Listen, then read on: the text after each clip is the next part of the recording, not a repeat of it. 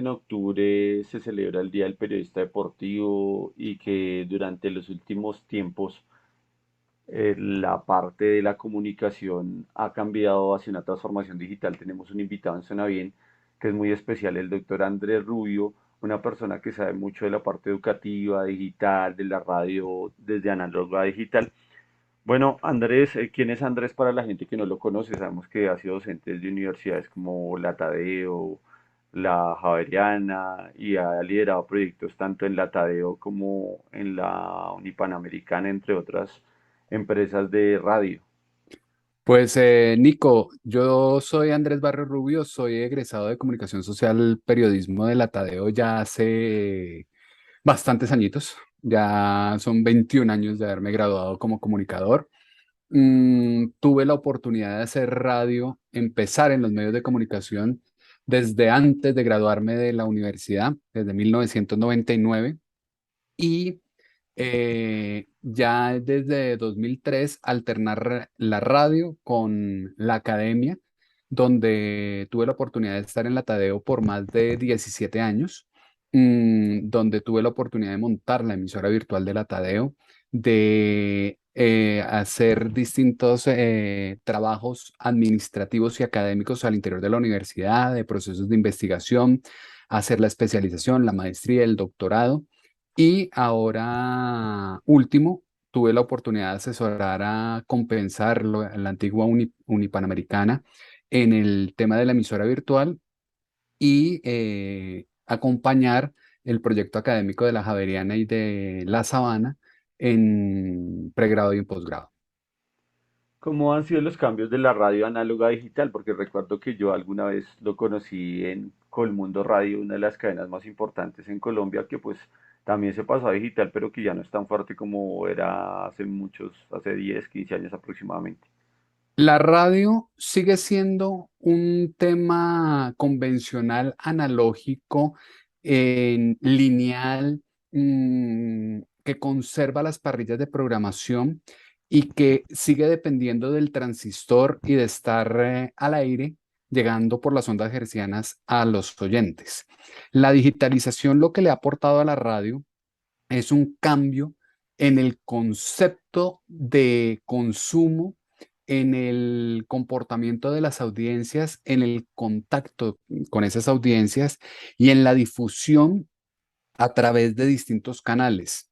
Ya no solo pensar la antena que seguirá siendo el epicentro de la transmisión del eje de acción de la radio, sino pensar en una web radio, en una app radio y en una radio con arroba, que es como la he llamado yo hace algunos años, de esa radio a través de las redes sociales. El propiciar un consumo 360 grados, el romper con esa linealidad, pensar en el consumo diferencial, pensar en el radio a la carta, pensar en la radio con notificación push, pensar en una radio de un concepto totalmente diferente y que explota ese llegar en tiempo diferencial a la gente. Porque le ha gustado la radio donde nació, como dicen por ahí popularmente, ese bicho de la radio. Yo siempre dije que la radio es el medio más personal, es el medio donde uno más rápido llega con la gente, donde más se encuentra con la audiencia, donde más se ve el trabajo que uno hace. Porque es que usted en televisión va 5 horas, hace una nota y sale en 30 segundos al aire. Usted en la radio va y se sienta 2 horas y sale 2 horas al aire y habla 2 horas al aire. Entonces es un medio que le permite a uno jugar con distintos elementos, le permite a uno explotar algo que ha sido característico de la sociedad colombiana, que es la cultura sonora, y poder generar historias, poder generar sensaciones, poder transmitir distintas emociones a través de un medio de comunicación como es la radio. Y eso fue lo que me llevó a mí a experimentarla desde antes de graduarme, a ejercerla después de graduado y a seguir ahí pegado en distintas opciones a esa transmisión sonora en los escenarios digitales. ¿Alguna experiencia? Porque pues yo recuerdo que la mayoría de periodistas que están en grandes medios, tanto en televisión como en radio, empezaron por deportes y por eso nos conocimos, pero alguna experiencia no solamente en deportes, sino en cualquier tema que haya vivido en alguna emisora que diga qué experiencia tan maravillosa que viví por la radio. Nico, a mí me ha tocado vivir distintas experiencias a través de la radio. Cuando yo arranco montando la emisora comunitaria de Unilatina en Facatativá. Y me tocó tirar cable desde la casa de la esquina del estadio hasta el estadio para poder hacer transmisión.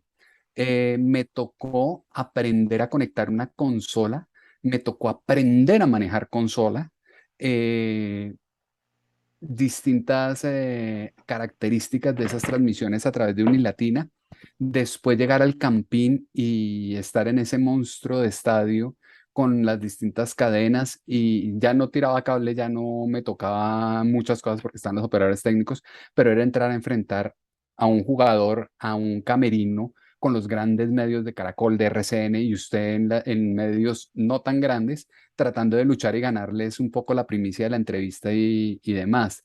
Después, el ir a Ibagué, el hacer un tránsito por Caracol en Ibagué y ver que los grandes medios son grandes en Bogotá, pero en las ciudades intermedias son iguales que una emisora pequeña en Bogotá y que le toca a usted explorar, le toca trabajar con las uñas, le toca aprender a hacer muchas cosas. Por ejemplo, nosotros en Ibagué hacíamos los domingos la transmisión de fútbol acompañando al Tolima y nosotros nos íbamos con José Alberto Ortiz el viernes al entrenamiento, grabábamos las voces de los jugadores y nosotros ese mismo viernes o al otro día íbamos y grabábamos telefónicamente las 2 primeras horas de la transmisión como si estuviéramos en vivo desde el sitio de concentración, íbamos sacando las grabaciones, íbamos haciendo todo el montaje.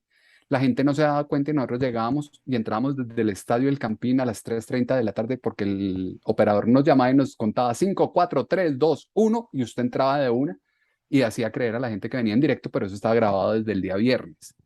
Mm, Me tocó en esa época, como dice Nico, arranqué por deportes, pero cubrí festival folclórico, terminé haciendo programa de aguinaldos en Tropicana, terminé haciendo miles de cosas adicionales. Luego vengo a Bogotá nuevamente, entro a Radio Santa Fe y ahí es cuando me enrolo un poco con la parte de noticias. Entonces la experiencia de trabajar con un hombre de gran experiencia, de gran trayectoria como Juan Guillermo Ríos, de tener que viajar nuevamente, a veces haciendo transmisiones con Octavio Mora y sacarle la piedra un poco a Octavio, que es bien pausado, bien metódico en lo que va haciendo y uno bien acelerado. Entonces, una vez le dije, si maneja usted, no llegamos a Ibagué al partido de las 5 de la tarde. Me dice, y entonces le dije, présteme las llaves y yo manejo. Y Octavio apenas era cogido del bastón aquí de seguridad y llegamos al estadio faltando 5 para las 5 de la tarde y yo alcancé a hacer el informe para Radio Santa Fe en vivo desde el estadio, todo el cuento. A las 11 de la noche salimos del estadio y me dice Octavio, ¿sabes qué? Me tenés mamado del acelere. ¿Dónde te dejo? Porque no te quiero seguir viendo. Y al otro día ya nos vinimos para Bogotá y me dijo, yo manejo y le dije, como quiera, no tengo afán, podemos llegar a la hora que sea. Nosotros tenemos programa a las 7 de la noche, hágale. Y así llegamos y son anécdotas, son cosas que uno vive. En Colmundo, por ejemplo, nos pasó que estábamos doblando un partido y vino una repetición, no nos dimos cuenta y volvimos y narramos el gol y hicimos ahí después todo el empate.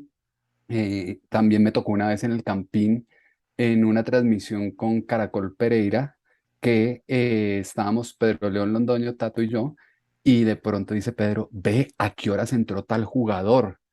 No nos dimos cuenta. Y entonces dice Pedro, espere, espere, espere, yo la arreglo. Y dice, Tato, Tato, está calentando fulanito, creo que va a salir tal, va a acomodar así el técnico. Hizo todo como estaba planteado el partido. Se esperó 2 minutos y dice, lo dijo el combo. Como lo dijo el combo, acaba de hacer toda la jugada del técnico y pum, seguimos en la transmisión y así quedó. Y cosas por el estilo, son distintas anécdotas que va viviendo uno y que va teniendo uno en el medio. La vez que me salió una grosería al aire por quitarme los audífonos del retorno y quedó yo con el micrófono aquí, solté el madrazo y me llamó el dueño de la emisora y me dijo, no, se le escucha y se le escucha muy bien. Y cosas por el estilo.